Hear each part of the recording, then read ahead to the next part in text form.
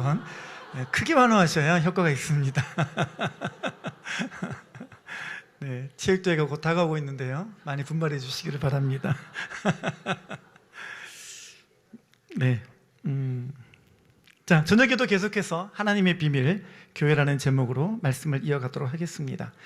자, 예수님을 믿으면 세 가지가 동시에 일어난다고 했죠. 첫 번째가 뭡니까? 구원 얻어요. 두 번째는요, 교회가 되는 것이고, 세 번째는 천국을 소유하게 된단 말입니다. 그리고 1번, 3번은 잘 가르쳤는데 2번을 잘 안 가르쳤단 말이에요. 여러분, 그래서 우리가 보통 갖고 있는 신앙의 개념과 그 틀이 내가 예수님 믿으면 구원만 얻는다라고 좁은 시각 가지고 신앙생활을 하는 경우가 참 많이 있습니다. 의외로 그런 분들이 많아요. 근데 성경을 자세히 보셔야 됩니다. 여러분, 특별히 에베소서 말씀을 읽어보게 되면 예수님께서 십자가에서 행하신 일은 우리의 구원만 행하신 것이 아니라 우리를 몸이 되게 하셨어요. 교회가 되게 하셨다라는 거. 자, 예를 들어서 에베소서 2장 13절 보겠습니다. 다 같이요. 시작. 이제는 전에 멀리 있던 너희가 그리스도 예수 안에서 그리스도의 피로 가까워졌느니라. 아멘. 자, 여기 보니까 그리스도의 피로, 십자가로 어떻게 됐다고요? 너희가 가까워졌느니라 그러잖아요. 이 가까워졌느니라라는 단어가 헬라어로 엥귀스라는 단어예요.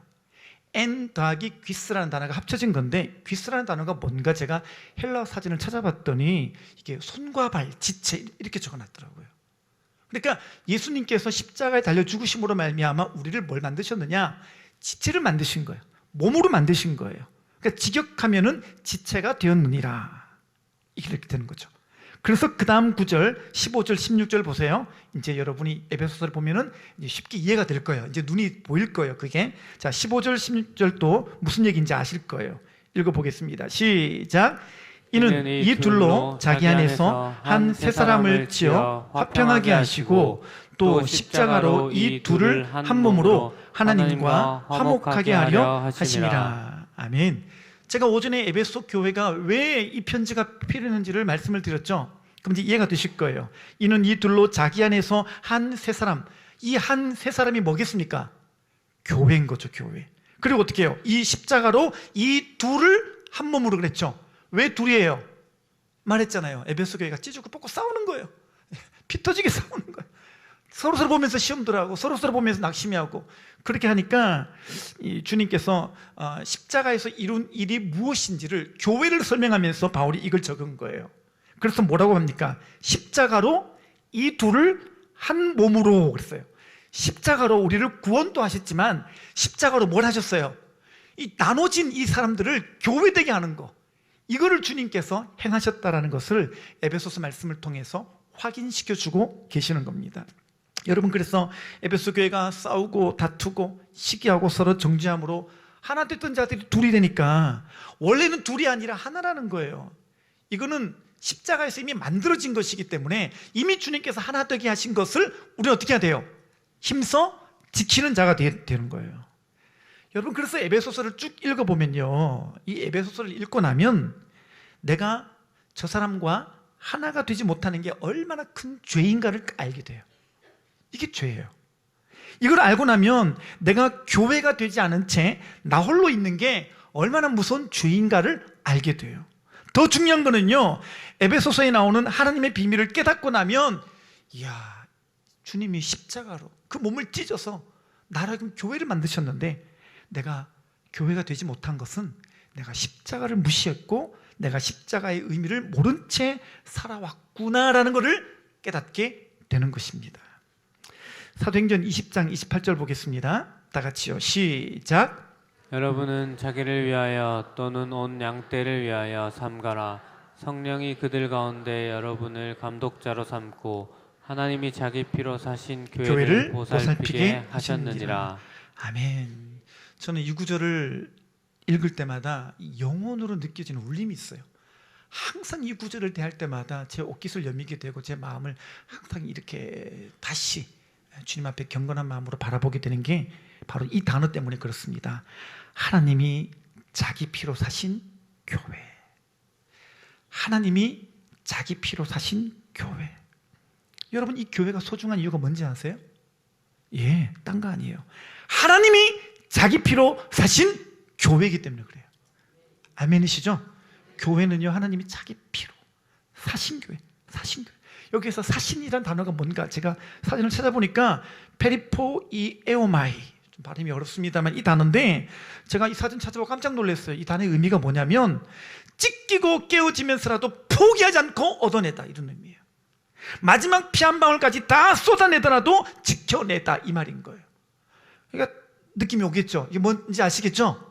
여러분, 하나님의 아들 예수님이 자기 몸에 남아있는 마지막 피 한 방울 다 쏟아내시면서라도 나를 사랑하신 거. 그래서 나도 내 몸속에 있는 피 한 방울 남김없이 예수님과 교회를 사랑하는 고백으로 살아내야 될 줄 믿습니다. 여러분, 그래서 우리가 두 가지를 꼭 붙들어야 됩니다. 첫 번째는 뭐냐면, 이게 가능하려면 첫 번째, 내 자아가 죽어야 돼요. 내 자아가 죽어야 돼요. 두 번째로, 하나님이 질서로 세우신 사람에게 순종이 돼야 됩니다.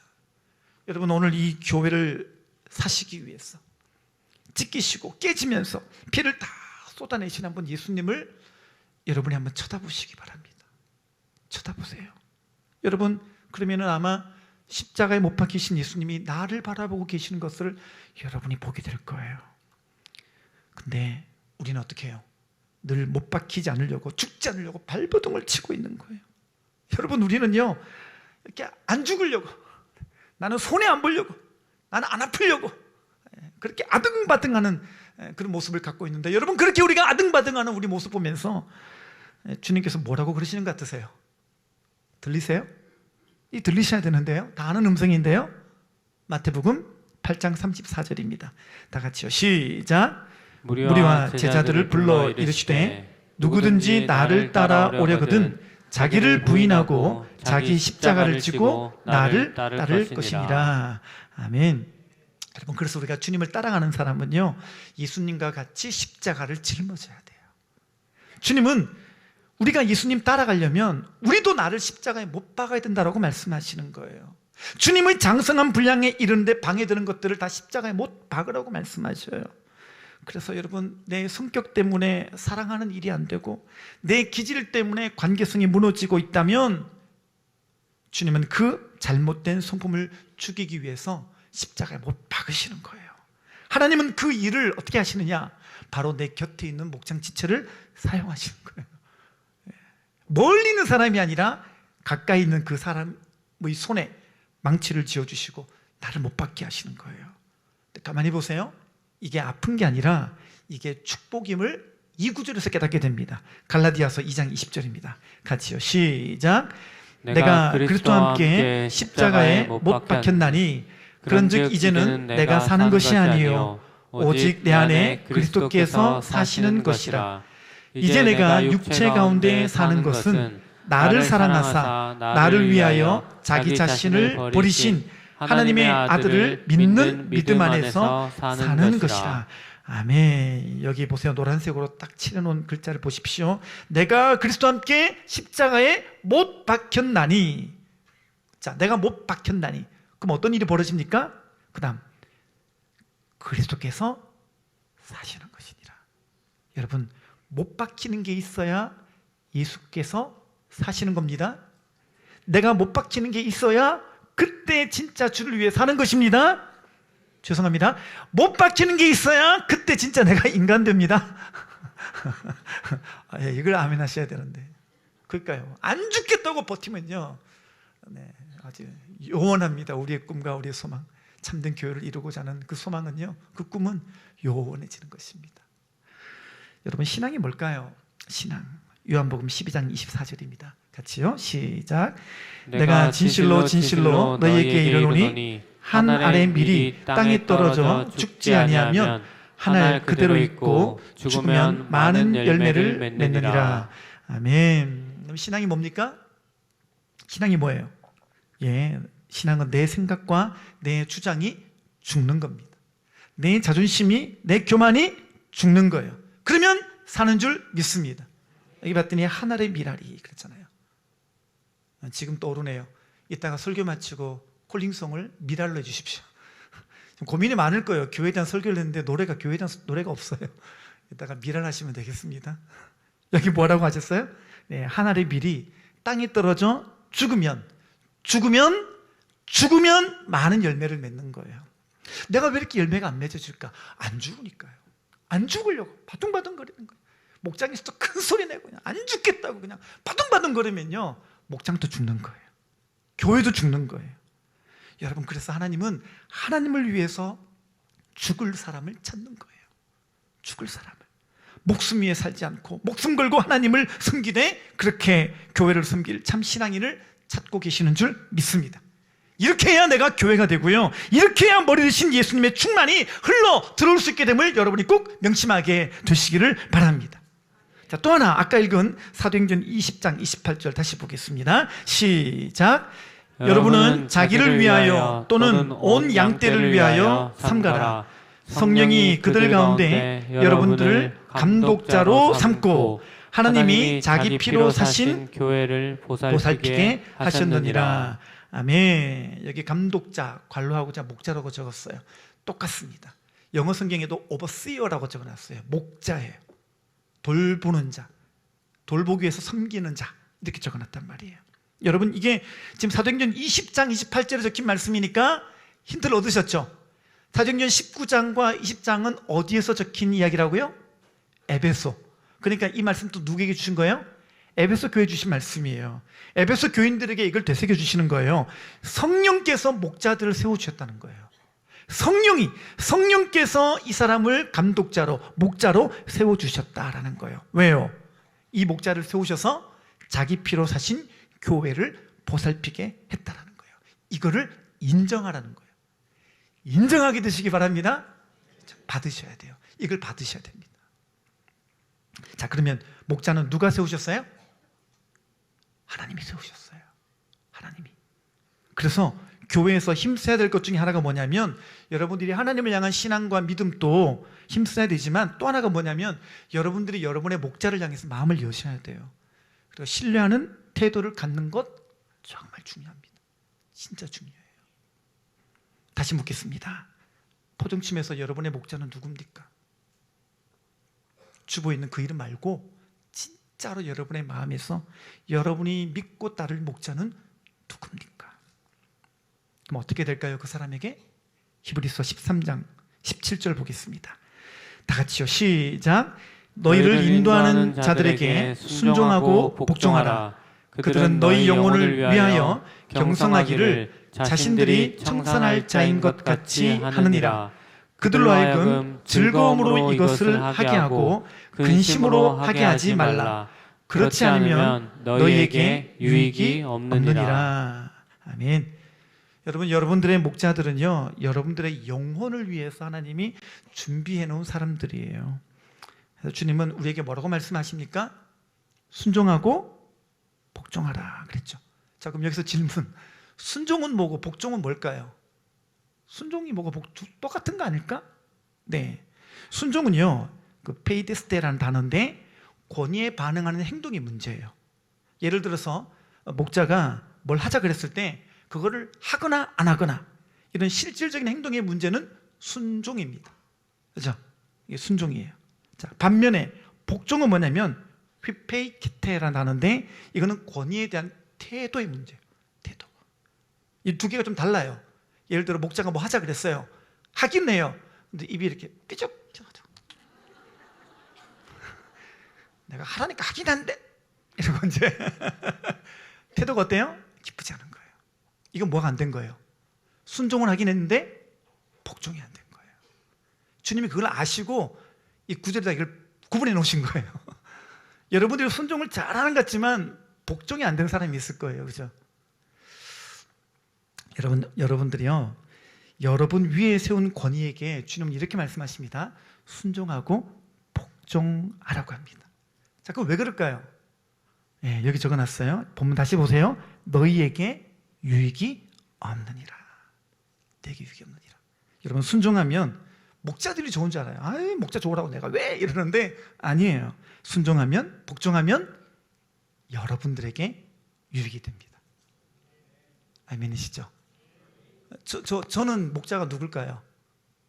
제 바로 위에 김주신 목사님이잖아요. 제가 올해 34년째 목사님 함께하고 있는데 자신 있게 말씀드린 거는 제가 목사님 뭐 하라 그럴 때 한 번도 저는 아니요라고 말한 적이 없어요. 제가 그렇게 결단을 냈어요. 무조건 순종하고 복종하자. 제 삶의 모토였어요. 오늘까지 그렇게 해왔고 앞으로 계속 그럴 거예요. 근데 목사님 좋으라고요? 아니요. 제가 그걸 봤는데 제가 지금 가만히 보니까 저와 함께하고 있는 제 남자 청년 리더들을 가만히 보거든요. 근데 얘들이 다 저한테 그렇게 해요. 내가 뭐 하면요, 얘네들이 한 번도 아니오라고 한 적이 없어요. 그 제가 얘네들 보면서 감사해요.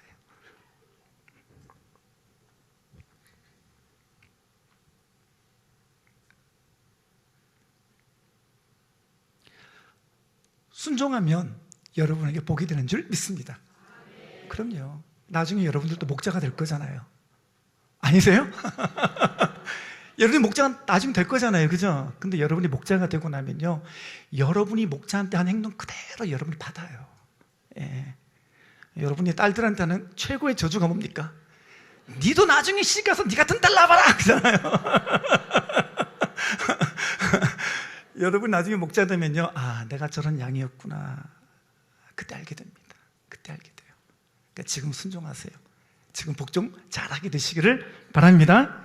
여러분, 군마는요, 군대에 있는 군마는요, 자기 뜻이 꺾이기 전에는 전쟁터에 못 나가요. 보세요. 마구간에서 가장 세고 가장 빠르고 가장 재주가 좋다고 해도 일단은 깨지기 전에는요, 쓸 수가 없어요. 순종과 복종이 안 되는 말은 어때요? 쓸모가 없어요. 쓸 수가 없는 거예요. 쓸모가 없다는 말보다 더 정확한 것은 쓸 수가 없는 거예요. 여러분, 말의 주인은 어떤 말을 원할까요? 그렇죠. 제대로 깨지고 훈련되어진 말을 사용하겠죠. 여러분, 그런 말은요, 타고 딱 나가면 어떻게 될까요? 어떤 상황에서도 믿을 수가 있을 거예요. 총알과 화살이 빗발치듯 날아오는 그 싸움터에서조차 그 말은 뒷걸음치지 않겠죠. 왜요? 주인의 말에 순종하고 복종하는 말이니까. 여러분, 그렇습니다. 우리도 마찬가지예요. 우리도 주님 앞에 순종과 복종의 사람이 되어야 될 줄 믿습니다. 말이 되고 안 되고 막 따지지 마세요. 중요한 거 아니에요. 이해가 되고 안 되고 정말 중요하지 않아요. 이게 논리적인지 아닌지 그렇게 막 따지시는데요, 사실은 그 중요한 거 아니에요. 주님 보시는 건 뭐냐면 이 사람이 순종의 사람인가. 계속 여러분들이 그걸 지켜보고 계셔요. 여러분, 누구를 세우셨든지, 여러분 위에 누구를 세우셨든지 내 위에 세운 영적인 권위에게 내가 순종과 복종의 사람이 되면 하나님이 그 사람을 쓰실 줄 믿습니다.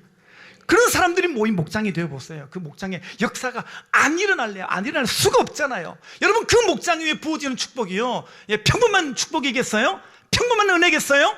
평범한 충만이겠어요?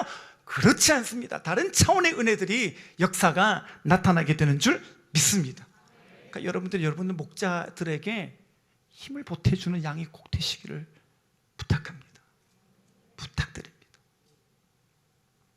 제가 2009년도에 목자의 밤 때 목자들을 위로하기 위해서 어떤 영상을 좀 하나 준비를 할까 기도하다가, 항상 영상은요, 주님께서 이렇게 영감을 주실 때가 많이 있어요. 신기하게 이렇게 그 타이밍에 어떤 소스를 좀 발견하게 하시는데, 제가 우연히 MBC에서 어떤 다큐멘터리를 보게 됐는데 3인의 법칙이라는 그 다큐멘터리를 하더라고요. 보고 이거 다 해가지고 그거를 좀 편집해가지고 우리 교회에 또 맞게 이렇게 만들어서 그때 목자들을 좀 위로했던 영상이 하나가 있습니다. 목자들마다 여러 상황과 여러 힘든 어려운 그 처지 가운데서 참 내가 이렇게 사역을 해도 괜찮은가, 이렇게 사역하는 게 맞는가, 이렇게 많이 힘겨워하고 또 좌절하기도 하거든요. 그래서 그런 상황에 있는 목자들에게 힘을 주기 위해서 편집했던 영상인데, 2009년도라서 화질이 많이 안 좋을 텐데 한번 감안하고 좀 봐주시면 감사하겠습니다. 네, 한번 영상 보고 또 이어가도록 하겠습니다.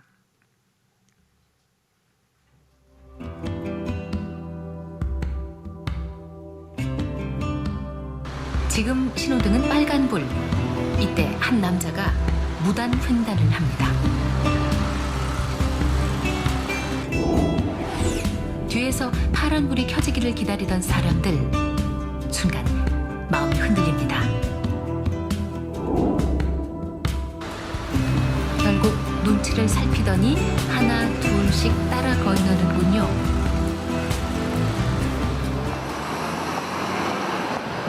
옆에 분이 혹시 따라 건너서 건너셨나요? 네. 상황의 힘이란 그런가 봅니다. 어쩔 수 없는 상황에 나도 밀려가게 되고 한계에 부딪힐 때마다 도미노처럼 무너질 수밖에 없는 존재가 인간인가 봅니다. 목장 사역을 하면서 우린 세상이란 거대 상황과 환경에 무너질 때마다 주눅이 들기도 하는데요. 과연 사람은 상황에 매일 수밖에 없는 존재인가요?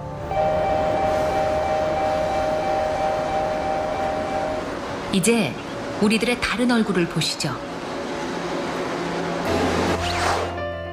인터넷에서 화제가 됐던 이 사진 기억하시나요? 승강장에 끼인 사람을 구하기 위해 승객들이 전동차를 밀어내는 모습입니다. 그리고 2년 뒤, 우연인가요? 지하철 7호선에서도 똑같은 장면이 담긴 사진 한 장이 찍힙니다. 한 사람의 목숨을 구하기 위해 벌어진 이 장면. 이 속에 상황을 바꾸는 우리의 얼굴이 담겨 있습니다. 우리가 상황에 종속되어 있는 사람이지만 소수가 전체 상황을 바꿀 수 있는 능동적인 행위자다. 그걸 우리가 기억할 필요가 있죠. You know, up to now, we've been saying that situations can change people. But it goes the other way. People can also change situations.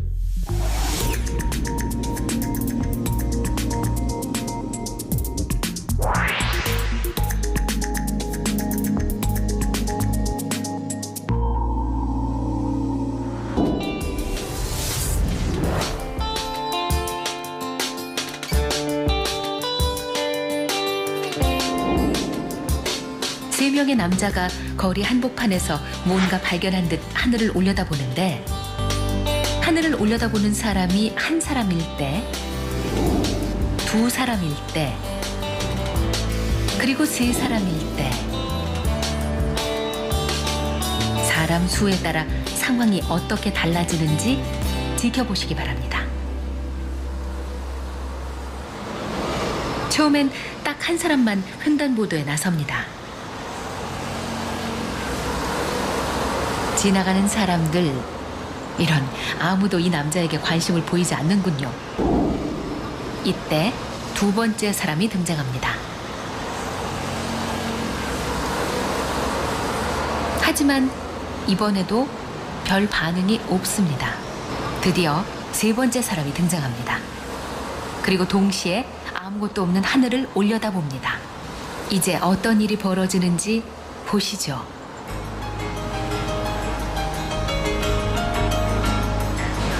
뭐가 보인다는 거야? 뭐가 보인다는 거야? 뭐가 보인다는 거야?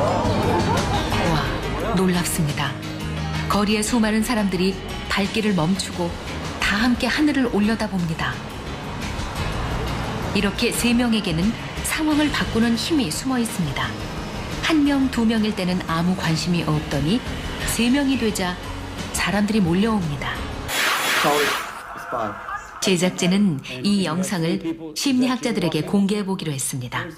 왜 세 명이 모이면 상황이 바뀌는 것일까요? It's a good example. Two people, nothing. Three people, you've got the tipping point. When you begin to have three, you have the concept of the group. So now it's a group norm, meaning a social rule, that there must be a good reason why three people are doing the same thing. 세 사람이 함께하면 누구도 함부로 할 수 없는 힘이 생깁니다. 이것이 바로 3의 법칙이죠. 그리고 이 3의 법칙으로 때로는 누군가의 목숨을 구할 수도 있습니다.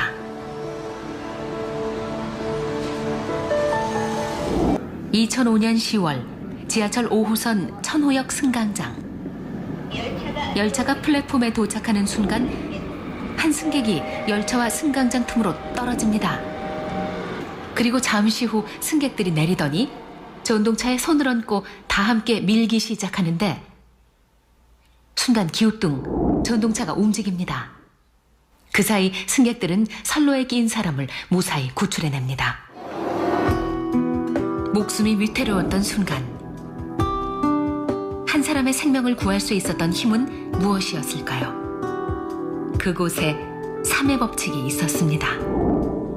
어떤 한 아저씨께서 이제 큰 소리로 지하철을 함께 밀어보자고 제안을 하셨는데 처음에는 이제 아무런 반응이 없었지만은 두 분, 세 분이서 같이 밀기 시작하시더라고요. 안타까움에 손을 얹은 처음 한 사람, 혹시나 하고 손을 보탠 또 한 사람, 그리고 희망을 하는 세 번째 사람. 세 사람만 있으면 이렇게 상황을 바꾸는 인간 띠를 만들 수 있습니다. 그리고 33톤짜리 전동차를 움직이는 기적을 일으킵니다. 이제 많은 분들께서 밀기 시작하니까 이게 지하철이 정말 움직이더라고요. 그걸 보고 되게 신기했었어요. 나 그리고 나와 뜻을 같이 하는 한 사람, 그 두 사람이 모이게 되면 전체를 바꿀 수 있는 놀라운 상황이 된다는 거죠. 그게 숨겨져 있는 또 다른 메시지입니다. 예수님께서 말씀하셨습니다. 두세 사람이 내 이름으로 모인 곳에는 나도 그들 중에 있느니라. 상황을 바꾸고 한계를 뛰어넘는 힘, 공동체에게 허락하신 능력입니다. 하나님이 우리에게 주신 공동체, 그 목장의 지체를 떠올려 보십시오. 여러분과 또 함께하는 또 한 사람, 그리고 희망을 갖고 함께하는 또 한 사람. 이렇게 두세 사람이 모여 믿음으로 기도하기 시작하고 서로 사랑하고 신뢰하며 세상 향해 나아간다면 우리가 생각지 못했던 엄청 놀라운 역사들을 보게 될 것입니다. 이제 여러분 모두가 낙심하지 마시고 지치지 마시고 상황과 환경, 그 한계들을 우리가 믿음으로 무너뜨릴 수 있음을 믿으며 전진하게 되시기 바랍니다. 꼭 기억하십시오. 두세 사람의 마음과 뜻이 모여 있기만 하다면 주님이 우리와 함께 하십니다.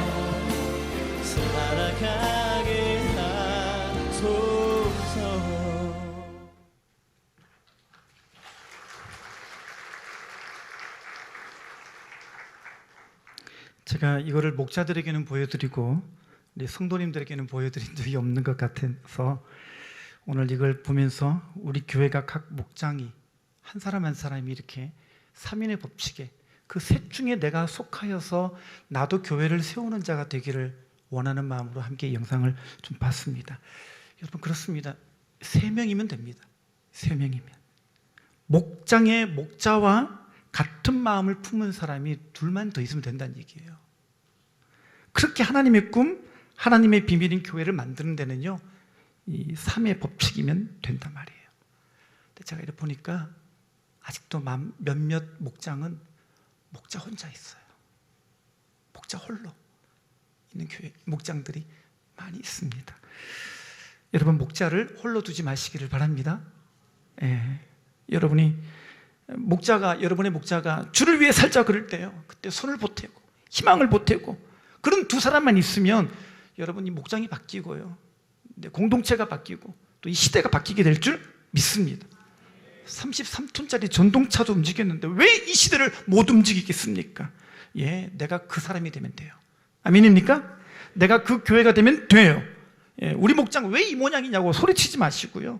왜 우리 목장이 이렇게 부흥하느냐고 그렇게 말하지 마시고 내가 먼저 목자와 같은 마음을 품고 내게 주신 목자와 함께 내가 먼저 순종의 사람, 복종의 사람이 되면 목장이 바뀌고 교회가 바뀌고 이 나라가 바뀌게 될 줄 믿습니다. 오늘 이제 여러분 마음속에 딱 3명 끊지 마시고요. 내가 이 3인에 속해서 목자와 함께 딱 보니까 우리 목장 3명 됐는데 난 안 하겠다. 더 악한 마음입니다. 그렇게 하지 마시고 내가 항상 같은 목자와 같은 마음을 품는 3인이 되어서 내가 이제 교회가 되고 교회를 세우는 사람이 되겠다고 결단하여 이제 우리 모든 공동체가 이제 일어나서 주님의 사명을 향해 가는 복된 공동체가 되시기를 주님의 이름으로 축원합니다. 기도하겠습니다.